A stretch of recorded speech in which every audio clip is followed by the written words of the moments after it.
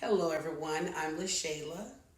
I would like for you to imagine that you have a child who starts talking, but instead of saying mama or dada, they begin to make sounds that mimic an electronic device or spaceship as their first words. Now, this may seem harmless at first, but it could be a sign of something deeper in how technology is affecting early childhood. Today, we will explore something called virtual autism. Virtual autism is a term used to describe behaviors seen in young children who have had excessive exposure to screens and technology. Now, I want to be very clear, virtual autism is not a medical diagnosis. It is a term researchers use to describe developmental concerns linked to prolonged screen use in early childhood.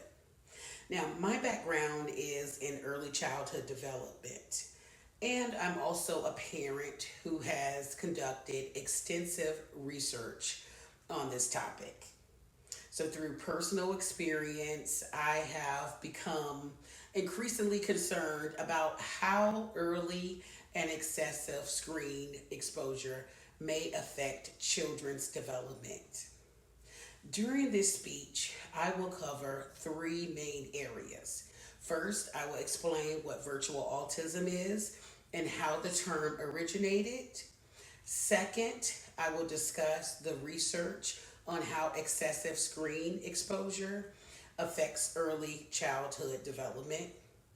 And finally, I will present practical solutions, including the role parents and caregivers play in setting healthy limits and creating balance with technology.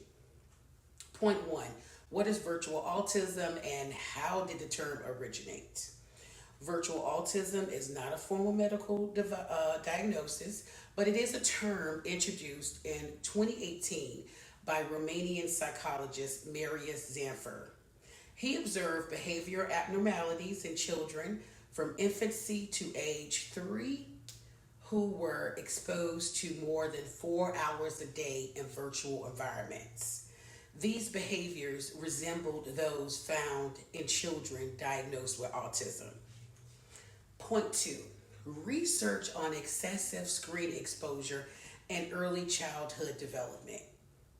So, from birth to age 4 is the most critical period for neurological development. During this time, children build language, emotional regulation, and social skills through interaction with caregivers. Jean Piaget emphasized that children grow through predictable developmental stages, each building upon the next. Now, when children sit in front of screens, they're not practicing conversations or developing those motor skills. They are passively consuming content. Point three, practical solutions and the role parents and caregivers play. Technology can enhance learning, but the issue is not the device itself, it is with the lack of balance. So, technology becomes harmful when it replaces family bonding and normal developmental routines. Young children cannot regulate their own screen time, so responsibility falls on parents and caregivers. The American Academy of Pediatrics recommends no screen time for children under 2 and encourages media free zones and frequent two-way conversations. The goal is not elimination but balance. Parents can prioritize real conversations, outdoor play, reading bedtime stories, and physical connection. Technology should support development, not replace human interaction. In conclusion, technology is not the enemy. It has transformed education and communication.